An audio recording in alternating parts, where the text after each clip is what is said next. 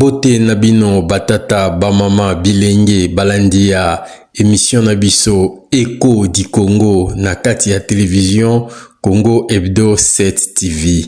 Lelo tokolobela pe tokotiela bino bilili ba video ya message ya ndeko Martin Fayulu, ancien président élu ndenga mibengaka. Message oyo auti ko tindela président Tshisekedi na ancien président Joseph Kabila pe colonel Nanga. Tokubakisela bino pe na bilili ba video oyo ya rencontre président de la République asila ikozwana conseil supérieur ya magistrature ba kotisaki pe ministre ya justice. Nyonso wana pona ko dissiper ba malentendu oyo eza kolobama ete ministre ya justice na procureur pour la cour de cassation bazana conflit ba sololaki makambo mingi tokotiela bino mwa bilili. Bandeko banda Martin Fayulu banda politique na ye lelo mbala ya yambo oyo namoni ndeko Fayulu asaleli sursaut patriotique abosani nyonso ke opposition ke bazalaki na ba problème na ndeko na ye Félix to na ba oyo pe bazana ngambu ya ba rebellion ndeko atali ete mboka eza kokende na kokufa atelemi lokola moko ya balobeli pe ya peuple pona kosenga kokutana na ye na président Félix Tshisekedi. Wana nde atindeli pe Joseph Kabila message ya ete alongwa na Goma, alongwa kozala na bayini ba oyo bazolinga ko balkanize Congo. Message oyo ko Fayulu apesi esepelisi bayike kati na mboka na biso. Ya ete moko ya ba politique amoni na musika pe alingi asangisa bandeko pona koluka solution na makambo eza koleka na est. Ngai pena na tondi botondi alpesi message moko ya mukuse mais très profond et très important oyo biso nyonso neti ba kongomani tokoki pe kosalela sursaut patriotique. Pe na miniti mileki mingi te tomoni ndeko porte-parole ya président de la République Tina Salama koyanola ete président andimi message na ye pe andimi koyamba ye po Martin Fayulu asengi ete akutana na Félix basolola sans gants, basolola face à face pour na makambo matali ekolo na biso na partie est. Pendeko Félix aebi na ko répondre ye positif na nzela ya molobeli na ye Tina Salama.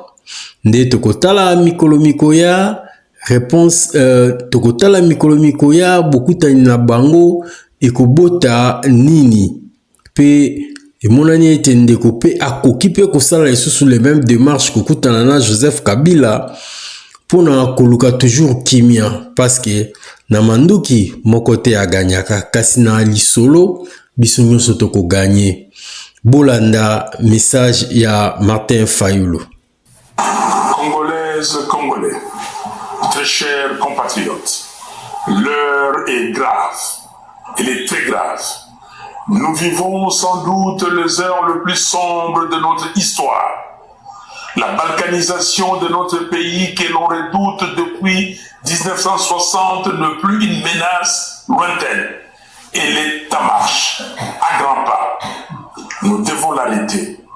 Et pour cela, je m'adresse solennellement à trois compatriotes, Corneille Nanga, Joseph Kabila et Félix Tshisekedi.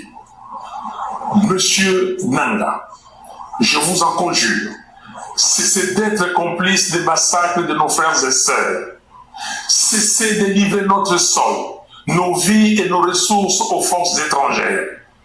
Le sang congolais ne peut plus couler avec votre complicité. Aucune ambition ne vaut le prix de la souffrance de tout un peuple. Monsieur Kabila, aucune raison, même stratégique, ne saurait justifier une collaboration avec ceux qui déchirent notre pays. Le chemin vers la rédemption de nos erreurs passées, c'est le dialogue, pas la compétition. Je vous exhorte de quitter Goma, cette ville martyre, aujourd'hui occupée avec la complicité des forces ennemies. L'histoire ne pardonne pas les trahisons, encore moins celles faites à la patrie.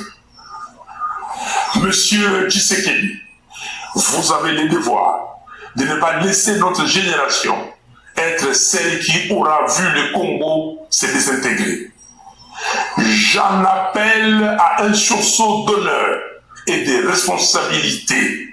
Je veux vous voir, non pas pour une faveur, mais pour une discussion directe, sans faux semblant, sans compromission, mais par patriotisme, afin de trouver une issue digne à cette crise existentielle. Oui, s'il faut mourir pour que le Congo renaisse, alors mourons. Mais que notre mort soit utile. Que ce combat soit celui pour la résurrection nationale. Peuple congolais, dressons nos fronts longtemps courbés.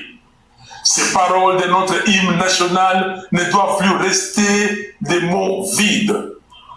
Face au danger des morts, le sauvetage est la seule issue. Levons-nous, unis tous ensemble. Soyons déterminés, refusons la fatalité. Choisissons la patrie. Construisons enfin cette cohésion nationale, fruit espéré des temps de sacrifice que le sang versé n'a jamais vu naître. Le Congo nous appelle, le Congo nous attend, le Congo a besoin de chacun de nous. Nous avons besoin de la cohésion nationale. Que Dieu bénisse le Congo et son vaillant peuple. Je vous remercie. Awa sikoyo tocheli bino pe ba image ya ministre de la Justice Constant Mutamba na président de la République na procureur na président ya cour constitutionnelle na procureur général près ya cour de cassation na bakonzi nyonso oyo ya nini cour militaire ya nini bakonzi nyonso batali makambo matali justice basololaki pona futur ndenge nini justice na biso ekoki kotambola na ba enjeu oyo eza koya mikolo mizali koya pe komeka kotala na CC boni Firmin Mvonde na ministre na ya justice baza kondongwana tobandi ete na bokutani oyo babimi kimi ekoti totala mikolo mikoya nini ekosalema. Lelo tozaki na message ya molai te boboto mboka wa bino bosabone pona kozanga te ba vidéo na biso pe bo like. C'est en cela qu'il a réuni les deux mamelles de la justice pour que ensemble nous puissions voir. Nous avons tous résolu comme toujours de regarder vers l'avant afin que la justice puisse réellement être forte et que la République en sorte gagnante. Contrairement à ce que d'aucuns pourraient croire, il n'y a pas de conflit entre le ministère de Justice et le pouvoir judiciaire. C'est l'intérêt de la population qui compte. Son Excellence, Monsieur le Président de la République, chef de l'État, nous a réunis pour aborder les questions du secteur de la justice dans son ensemble. Et il nous a dicté des orientations précises pour voir dans quelle mesure améliorer la manière d'administrer notre justice au bien ou pour le mieux de notre peuple. La justice élève une nation, dit-on. Essentiel. Et c'est en cela qu'il a réuni les deux mamelles de la justice pour que